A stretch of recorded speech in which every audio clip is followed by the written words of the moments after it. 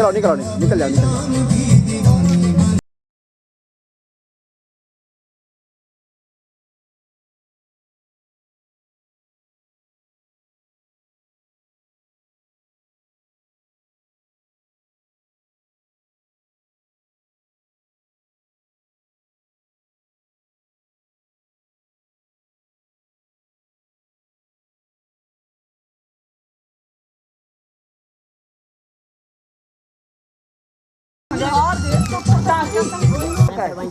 छोड़ दे, वही वही छोड़ दे। ठीक है, चलो जैसा आप कौन चलो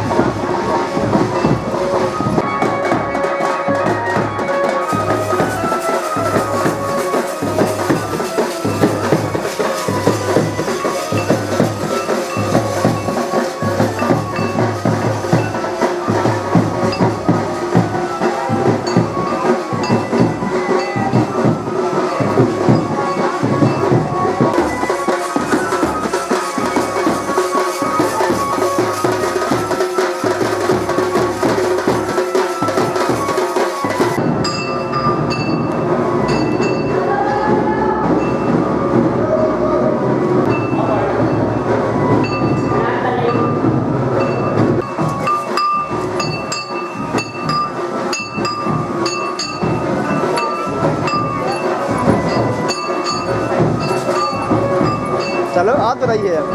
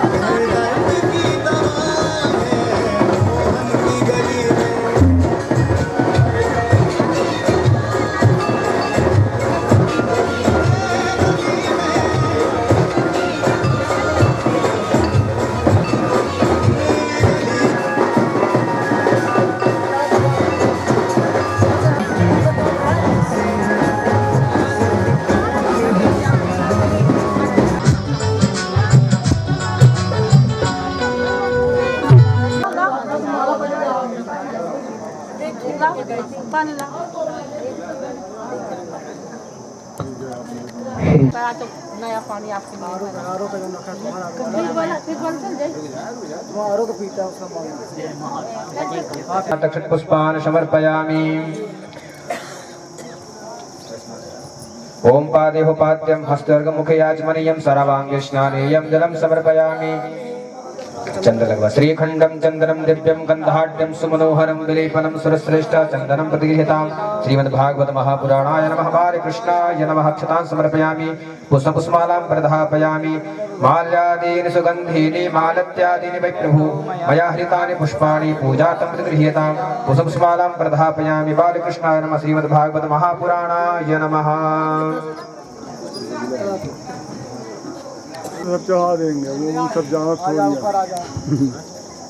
मुझे भालू का दक्षा चाह दो यहाँ से ये वाली नहीं तुम्हारा से जनकात्मजायै नमोऽस्तु रुद्रेन्द्रियम व्यासाय विष्णुरूपाय व्यासरूपाय विष्णवे नमो वै ब्रह्मनिधये वसिष्ठाय नमो नमः। तरवोऽभिनेदुस्तं सर्वभूतहृदयं मुनिमानितोऽस्मि। गुरुर्ब्रह्मा गुरुर्विष्णु गुरुर्देवो महेश्वरः गुरुर्साक्षात् परब्रह्म तस्मै श्रीगुरवे नमः। समदगुच्चकमलेभ्यो नमः। तो तलिया वहाँ दे। हाँ भैया आ गया। आ गया बुआ। हाँ। आ जाए बाकी हो जाए। धीरे से। कपड़ा ना पीछे बाहर।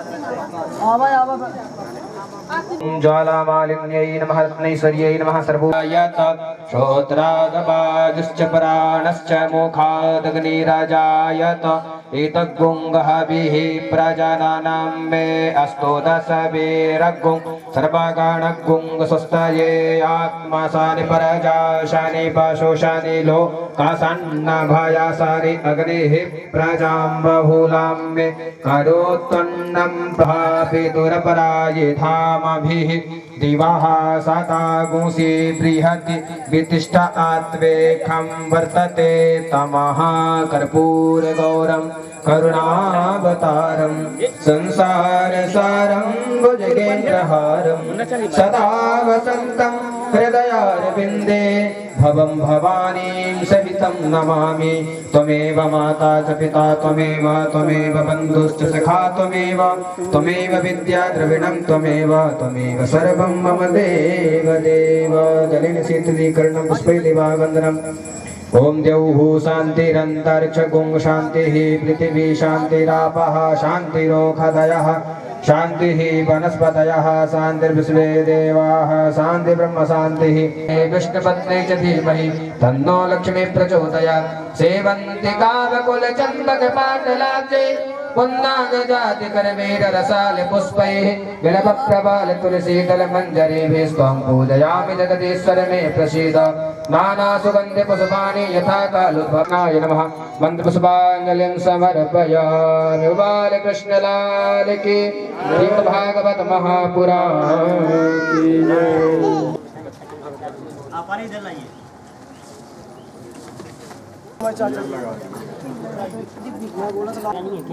फोटो लगा बहुत अच्छा लगा।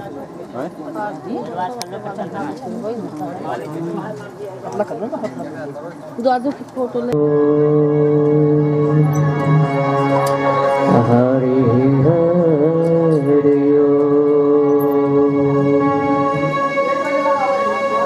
ध्येयं सदा परिभटपाल भवात्रिपोतम् वन्दे महापुरुष ते चरणारविन्दम्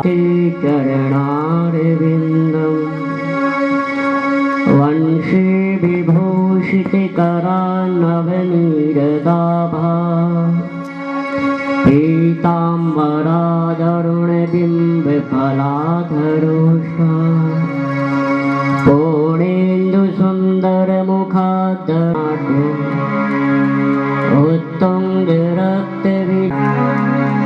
नारायणं नमस्कृत्य नरं चैव नरोत्तमं देवी अस्मदाचार्यपर्यन्ताः वन्दे गुरुं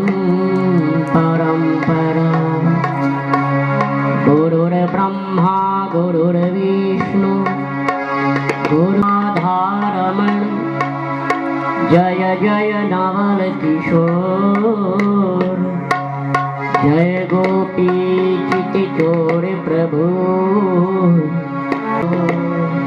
बोलिए कृष्ण कन्हैया लाल की, श्रीमद् भागवत महापुराण की जय हो। व्यास जी महाराज की जय हो।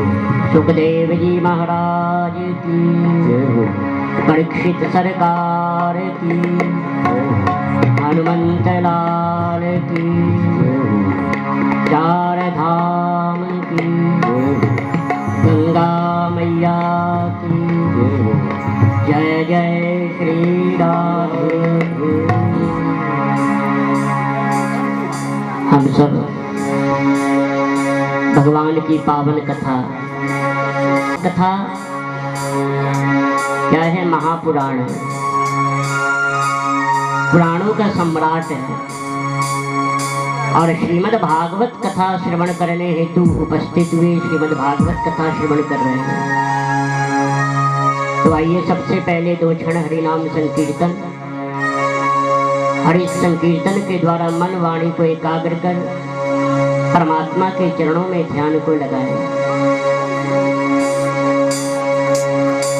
श्री राधे गोविंद भज मन श्री राधे, श्री राधे गोविंद भज मन श्री राधे, श्री राधे गोविंद भज मन श्री राधे, श्री राधे श्याम राधे श्री राधे, श्री राधे गोविंद भज मन श्री राधे।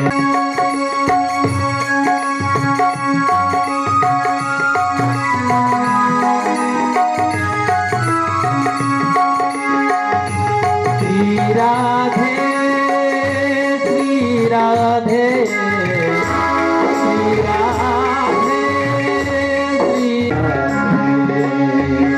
श्री राधे श्री राधे भुवन श्री राधे गोविंद।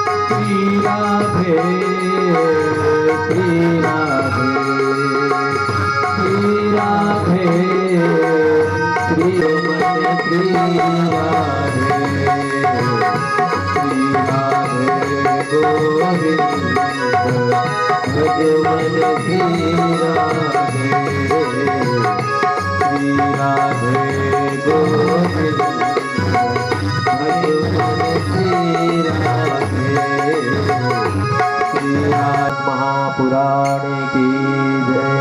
बोलिए चतुर्देव भगवान। श्री गणेशाय नमः, नमः। जय जय श्री राधे।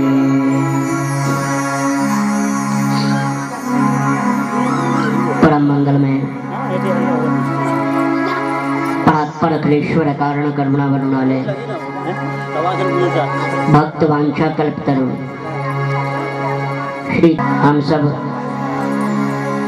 भगवान की पावन कथा श्रीमद् भागवत महापुराण जो परमात्मा का वांग्मय स्वरूप है, जहाँ पर परमात्मा अक्षरशः ब्रह्म के रूप में विद्यमान है और भागवत के माध्यम से भक्तों का कल्याण करते हैं, ऐसी पावन कथा को श्रवण करने के लिए उपस्थित हुए। मेरी बात सबको समझ में आ रही है ना? बोलिए कृष्ण कन्हैया लाल की जय हो। भागवत क्या है? यहाँ पर भगवान से अत्यधिक उनके भक्तों की चर्चा की गई हो और भक्तों के माध्यम से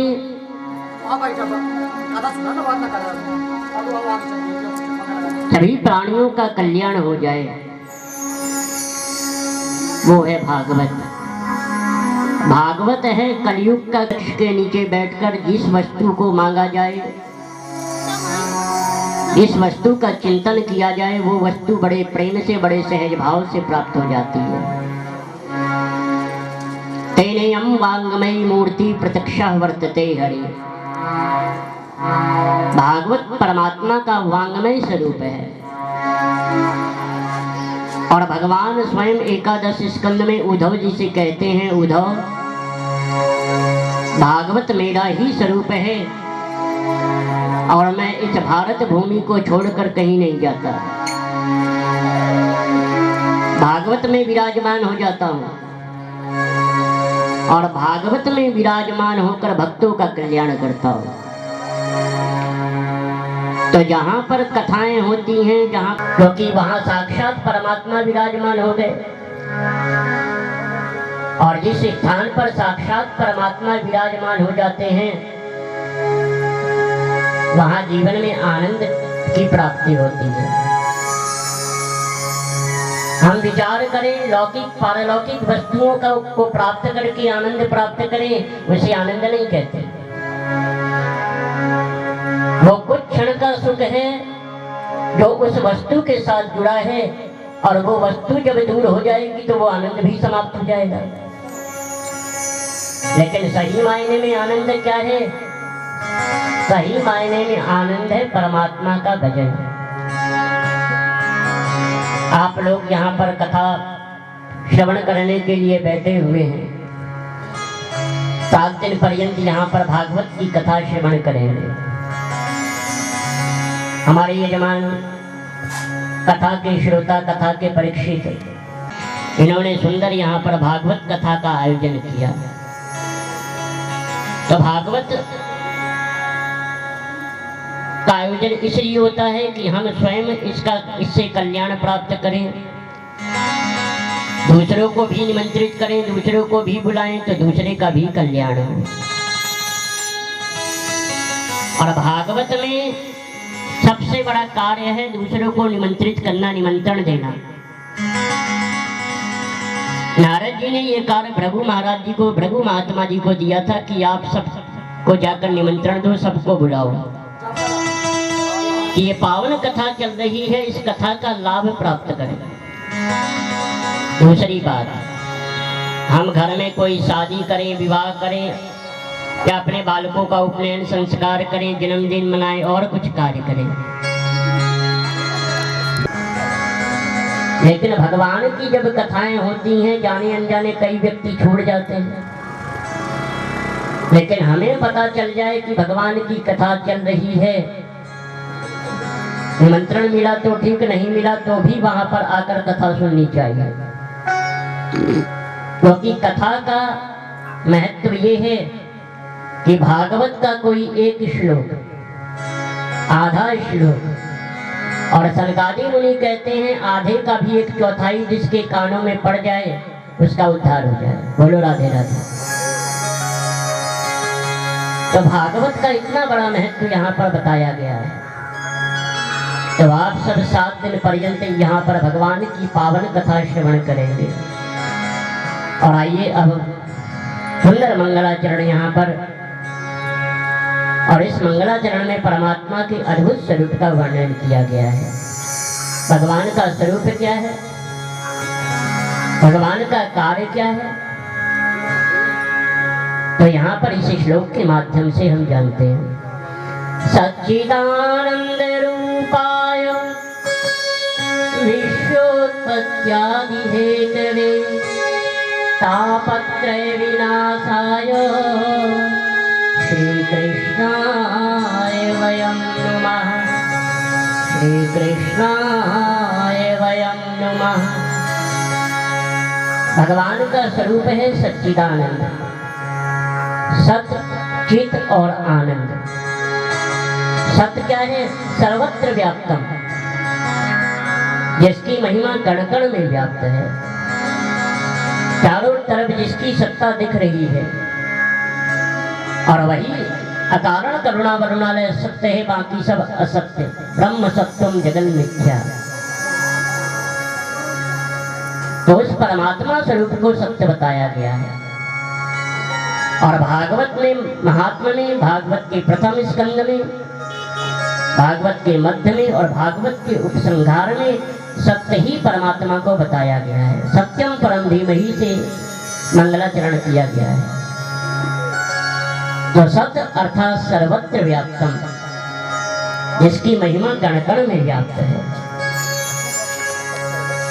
सत्य चित अर्थात प्रकाश, जो स्वयं प्रकाशवान है, स्वयं स्वराट है, इसके द्वारा पूरा संसार प्रकाशित होता है। सूर्य चंद्रमा ग्रह जहाँ भी आनंद क्या है? आनंदम तू परमात्मनि देवा। आनंद भी परमात्मा का नाम है। मैं पहले भी निवेदन कर चुका हूँ कि संसार की वस्तुओं में तब तक सुख रहेगा जब तक वो वस्तु है, और वो वस्तु समाप्त हो जाएगी तो आनंद समाप्त हो जाएगा। सुंदर मकान बनाया था, कुछ समय बाद मकान तोड़कर दोबारा नया तैयार कर लिया, या गांव में मकान था, शहर में जाकर निर्माण कर लिया। तो वस्तु के साथ हमारा सुख जुड़ा हुआ है। लेकिन संत कहते हैं परम आनंद की प्राप्ति परमात्मा के चरणार बिंदों में है। जिसने परमात्मा में अनुराग किया, परमात्मा की भक्ति की, उसने जीवन में। दूसरे श्लोक में यहाँ पर सुखदेव जी का वंदन किया गया, क्योंकि भागवत के वक्ता कौन है? सुखदेव जी महाराज। तो यहाँ पर सुखदेव जी का नमन किया गया है, वंदन किया गया है। और इसके बाद अब सौनक इत्यादि 88,000 ऋषिगण और सूत जी महाराज से प्रश्न करते हैं। सूत जी महाराज की आयु कम, सौनक इत्यादि ऋषियों की आयु बहुत है। संख्या है कि व्यक्ति का ज्ञान बड़ा है कि उम्र बड़ी है। यदि व्यक्ति ज्ञानी है तो नतमस्तक होना पड़ेगा, ज्ञानकार है तो उसके सामने झुकना पड़ेगा। तो आज सौनक इत्यादि ऋषियों ने सूत जी को प्रणाम किया। अज्ञान ध्वांत विध्वंस कोटि सूर्य समप्रभा, तख्याहि कथा सारम मम कर्ण रसायनम। भक्ति ज्ञान विरागाप्तो विवेको वर्धते महान्, माया मोह निराशस्य वैष्णवी क्रियते कथा। सौनक इत्यादि ऋषि कहते हैं, गुरुवर आपका ज्ञान तो करोड़ों सूर्य के समान है, तो आज आप हमें ऐसी कोई पावन कथा श्रवण कराएं जिससे हमारे जीवन का भक्ति ज्ञान और वैराग्य प्रबल हो सके, हमारे जीवन में भक्ति ज्ञान और वैराग्य का उदय हो सके। और प्रभु एक बात जानना चाहते हैं कि इस कलयुग में संत अपने को किस प्रकार से बचाए रखें, क्योंकि आज कलयुग का प्रत्येक प्राणी आसुरी प्रवृत्ति का हो चुका है। न उठने का नियम, न सोने का नियम, न भोजन करने का नियम, न कार्य करने का नियम। जिस प्रकार समय मिलता है उस प्रकार के कार्य करता है। किसी भी कार्य में किसी प्रकार की नियमावली नहीं है। तो इस कलयुग में संत अपने को इस कलयुग के प्रभाव से कैसे बचाते हैं? और आप जैसा जीवन में गुरु मिल जाए उसे और क्या चाहिए, क्योंकि आप जैसे गुरु के सामने चिंतामणि और कल्प वृक्ष भी हल्के हैं, क्योंकि कल्प वृक्ष और चिंतामणि के सामने बैठकर सब कुछ प्राप्त कर सकते हैं। जैसे सदगुरु के चरणों को पकड़ना होगा। चिंतामणि क्या है? इसके सामने चिंतन करने से वो वस्तु आपके सामने आ जाती है। कल्प वृक्ष क्या है? समुद्र मंथन से निकला हुआ कल्प वृक्ष जो देवताओं के पास है। कल्प वृक्ष के नीचे बैठकर जो वस्तु की कल्पना करेंगे वो वस्तु आपको प्राप्त हो जाएगी। लेकिन कहते हैं सब कुछ प्राप्त हो सकता है, लेकिन परमात्मा के चरणारविंद प्राप्त नहीं हो सकते। और यदि परमात्मा के चरणारविंद प्राप्त करने हैं तो सदगुरु की शरण में आना पड़ेगा, किसी महापुरुष की शरण में आना पड़ेगा। क्योंकि जीवन में हम कितने भी तपस्वी हो जाएं, मनस्वी हो जाएं, विद्वान हो जाएं, सब कुछ प्राप्त कर लें, लेकिन अपने जीवन का मल दूर करना है तो दूसरों का सहारा लेना ही पड़ेगा।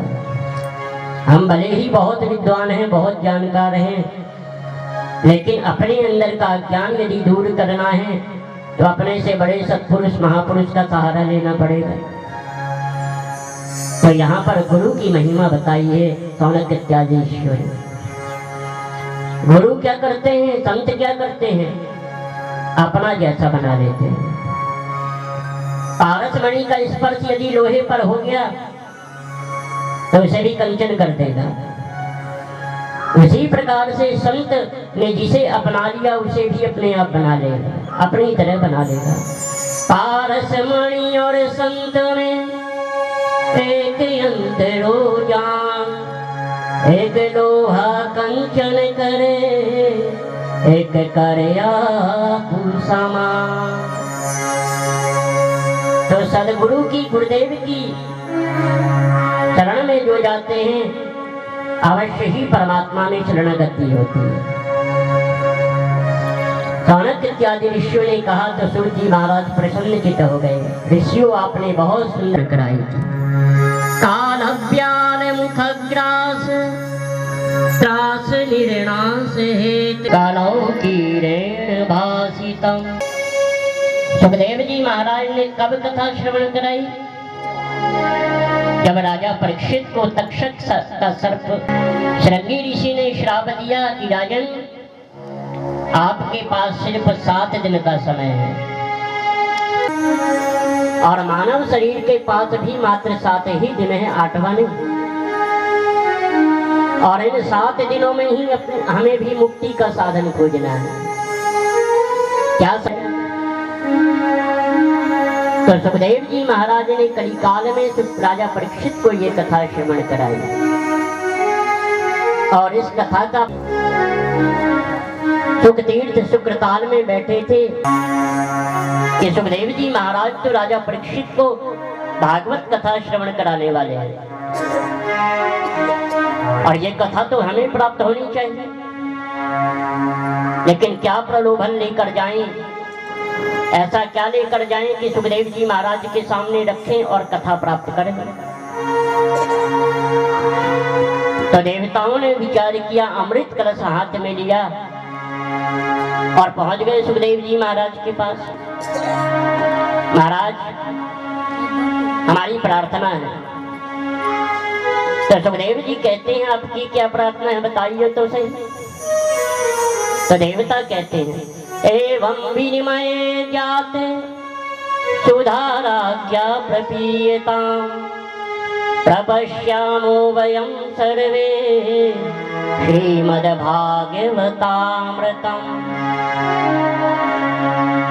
प्रभु जो हम ये अमृत लेकर आए हैं इसका विनिमय कर लीजिए, अदला बदला हो जाए। जो आप भागवत कथा श्रवण करा रहे हैं तो सुखदेव जी कहते हैं इससे होगा क्या? तो देवता कहते हैं ये अमृत पीकर राजा परीक्षित अमर हो जाएंगे और जो मृत्यु का भय है वो दूर हो जाएगा। सुखदेव जी जानते हैं देवताओं ने बहुत अमृत पी लिया और अमृत पी रहे हैं, लेकिन जीवन को किस प्रकार से जीना है ये नहीं सीख पाया। भले ही उम्र कम हो लेकिन किस प्रकार से जीना है ये सीखना चाहिए। बड़े बड़े महापुरुष कम आयु में ही चले गए लेकिन नाम ख्याति प्राप्त कर गए। स्वामी विवेकानंद, आद्य गुरु शंकराचार्य तो भले ही कम आयु में रहे लेकिन उन्होंने नाम किया। और 100 वर्ष तक जिए, लेकिन हमें हमारा पड़ोसी भी नहीं जानता, तो उस उम्र का क्या लाभ है। हमने अपने पड़ोस में भी अपनी मित्रता नहीं बनाई, द्वेष भाव रखा, तो स्वयं भी आनंदित रहे, दूसरे को भी आनंदित करें, ये जीवन है। और सुखदेव जी जानते हैं कि इनका अमृत वैसे ये धरती पर पटक दिए जाएंगे, पुण्य क्षीणे मर्त्यलोकम विशंति। लेकिन सुखदेव जी कहते हैं मेरे भागवत की विशेषता है, जो मेरी भागवत कथा को श्रवण कर लेगा वो अमर तो होगा ही, परमात्मा में शरणागति होगी, परमात्मा से साक्षात्कार होगा। सुखदेव जी मन ही मन तुलना करते हैं, कहाँ मेरा भागवत रूपी अमृत और कहाँ इनका सर्वसाधारण अमृत। क्वा कथा क्वा सुधा लोके क्वा कांचा क्वा मणिर्महा ब्रह्मरातो विचार्यैवं तदा देवान्यहासः। कहाँ मेरा कथा रूपी अमृत और कहाँ ये सर्वसाधारण अमृत। देखो सुखदेव जी महाराज भागवत अमृत को कितना ऊपर बता रहे हैं, और तुलना कैसे करते हैं। इस प्रकार मणि और एक कांच की तुलना नहीं की जा सकती, उसी प्रकार से भागवत और सर्वसाधारण अमृत की तुलना नहीं की जा सकती। लेकिन जो अमृत देवता लेकर आए हैं ये भी कोई सर्वसाधारण नहीं है। इस अमृत को प्राप्त करने के लिए भगवान ने अनेकानेक रूप धारण किए। भगवान कच्छप अवतार में आए और पर्वत को अपनी पीठ पर धारण किया। धन्वंतरी अवतार में अमृत कलश लेकर आए। मोहिनी अवतार में आए इसकी रक्षा के लिए। तो भगवान श्रेष्ठ है। तो देव जी ने देवताओं को डांट फटकार कर भगा दिया, आप इसके योग्य नहीं हैं। तो आप मेरी कथा को आकर श्रवण करो, और जब तक रसिक भावुक बनकर कथा नहीं श्रवण करेंगे तो अनेकानेक मन में प्रश्न उठ जाते हैं। और जब हम रसिक और भावुक बनकर कथा श्रवण करेंगे, कथा करेंगे तो सबके सब समझ में आते रहेंगे। देवताओं को सुखदेव जी महाराज ने वहां से डांट फटकार कर भगा दिया, आप इसके योग्य नहीं हैं। देवता उदास मन से ब्रह्मा जी के पास गए, महाराज इस कथा की क्या विशेष। तो भागवत का पलड़ा भारी रहा और ब्रह्मा जी ने अपने ज्ञान दृष्टि से देखा कि 7 दिनों में राजा परीक्षित इस कथा को श्रवण कर भगवत धाम को गए हैं। बोलिए श्रीमद् भागवत महापुराण की। इसके बाद सौनक इत्यादि वो नारद जी 2 मिनट से अधिक कहीं ठहरते नहीं, 7 दिन पर्यंत उन्होंने इस कथा को श्रवण किया है। ये बात जानना चाहते हैं तो समझिए। ऋषियो मला सत्संगार्थं समायात ददसु तत्र नारदम्।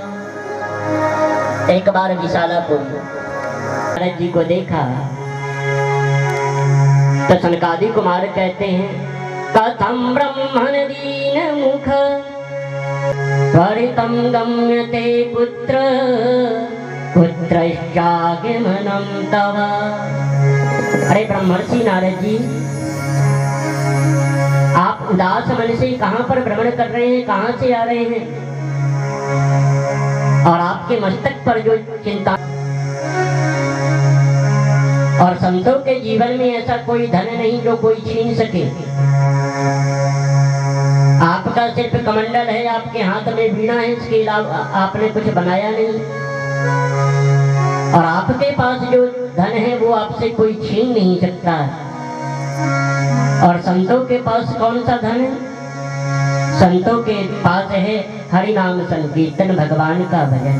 हमारो धन राधा श्री राधा श्री राधा, हमारो धन राधा श्री राधा श्री राधा, हमारो धन राधा श्री राधा श्री राधा, हमारो धन राधा श्री राधा श्री राधा श्री राधा, हमारो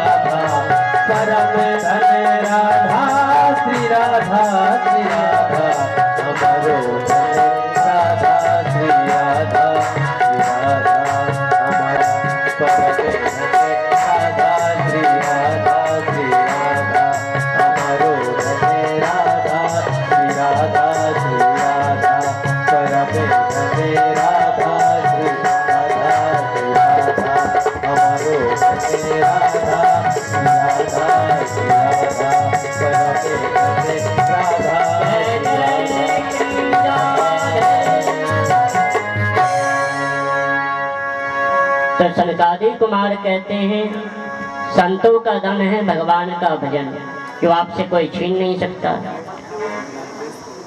और इस धन की विशेषता है जो आपसे प्राप्त करेगा ये धन बढ़ता ही चला जाएगा। तो नारद जी आपका कारण क्या है चिंता का, बताइए तो सही। तो नारद जी अपनी चिंता का कारण बताते हैं। भैया मैं पृथ्वी में भारतवर्ष में गया और भारतवर्ष के अनेक तीर्थों में घूमा। तो सनकादिक कुमार कहते हैं कौन कौन से तीर्थों में भ्रमण किया बताइए तो सही। तो नारद जी कहते हैं अहम तो पृथ्वी यातो ज्ञात्वा सर्वोत्तमामिति पुष्करं च प्रयागं च काशीं गोदावरीं तथा हरिक्षेत्रं कुरुक्षेत्रं श्रीरंगं सेतुबन्धनम् एवमादिषु तीर्थेषु भ्रममाण इतस्ततः। नारद जी कहते हैं भारतवर्ष के बहुत से तीर्थों में गया, हरिद्वार अनेक तीर्थों में महाराज भ्रमण किया, लेकिन तीर्थों में जाने के बाद जो शांति मिलती है वो शांति मुझे तीर्थों में नहीं मिली। तीर्थ आज भी वही है, तीर्थों का फल भी वही है और तीर्थ उसी प्रकार के पुण्य भी देने वाले हैं। लेकिन हमने तीर्थों के महत्व को घटाना प्रारंभ कर दिया। हमने तीर्थों को क्या बना लिया, पिकनिक स्पॉट बना लिया। अरे चलो भैया उज्जैन में महाकुंभ चल रहा है, चलो भोले बाबा के दर्शन भी करे आए और छिपरा में स्नान भी कराए। लेकिन भाव क्या लेकर गए, घूमने के भाव से। भाव पूजा पाठ का नहीं है। पूजा पाठ का भाव होगा तो उसी प्रकार से जप होगा, माला होगी, लेकिन माला वाला कुछ नहीं, आपस में ही झगड़ा करते रहेंगे। तीर्थों में भी जाकर अशांति फैलाएंगे, झगड़ा करेंगे, क्लेश करेंगे। अरे क्लेश झगड़ा घर में ही छोड़ कर जाए, द्वेष भाव सब घर में ही छोड़ कर जाएं और तीर्थ में जाएं भगवान का भजन करने के लिए। बोलो राधे राधे।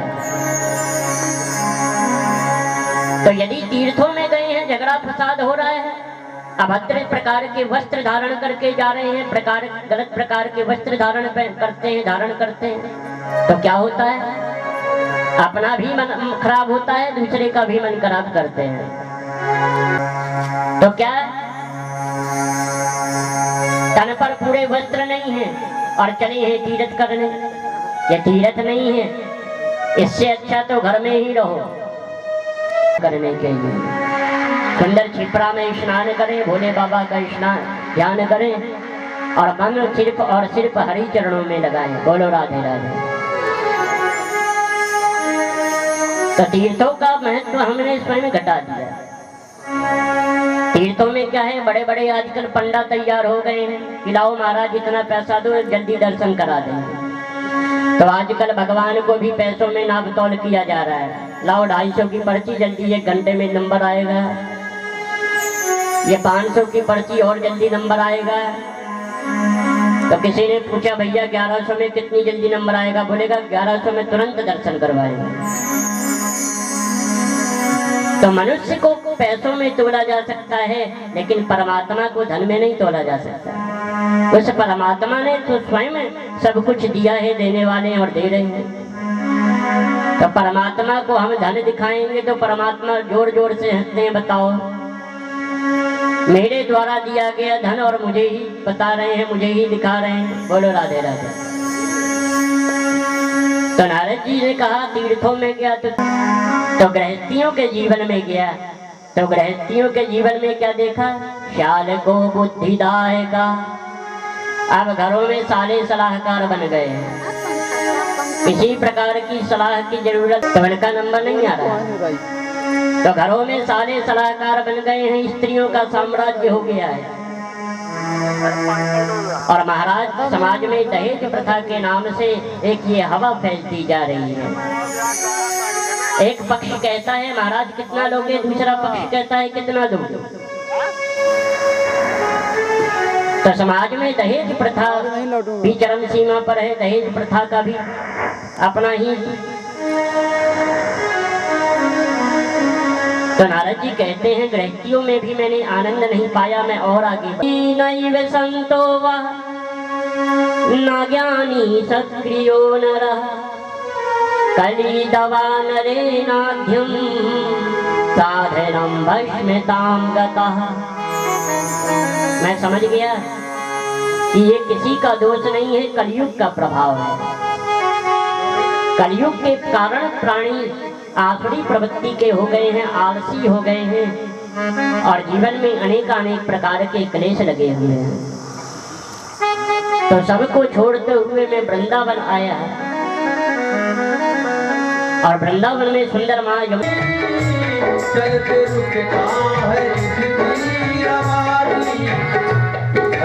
पूरा हो, अर्ज पूरा करो बंदगी का। क्या भरोसा है का, क्या भरोसा है सत प्रजनार गोरख जी चक हरी मिले। एक पथ दो काज एक कोरी कृपा कर दो लाडली श्री राधे। कोरी कृपा कर दो लाडली श्री राधे।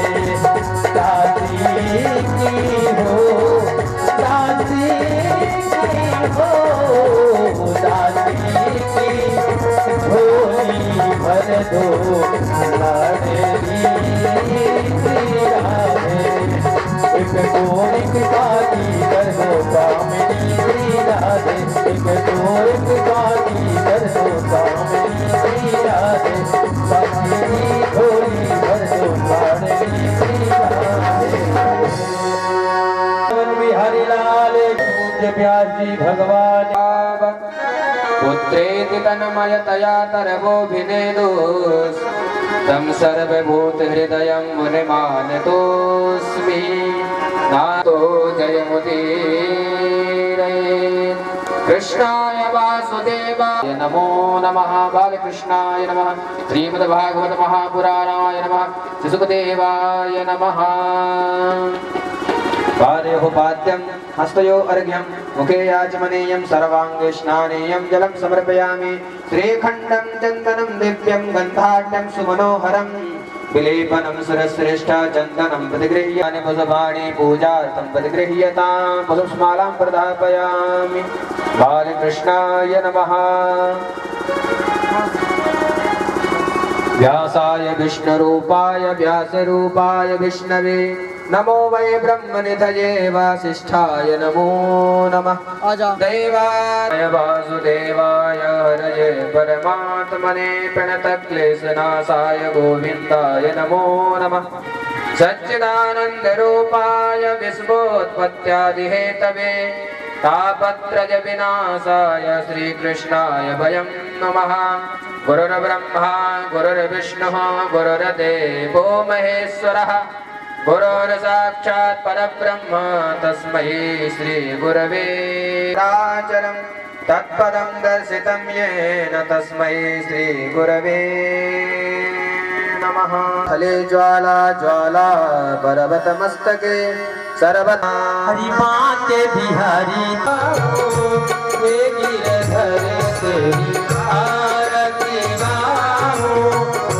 मोर मुकुट तेरे गिर पे सोहे। मोर मुकुट तेरे गिर पे सोहे। प्यारी बंसी मेरो मन मोहे।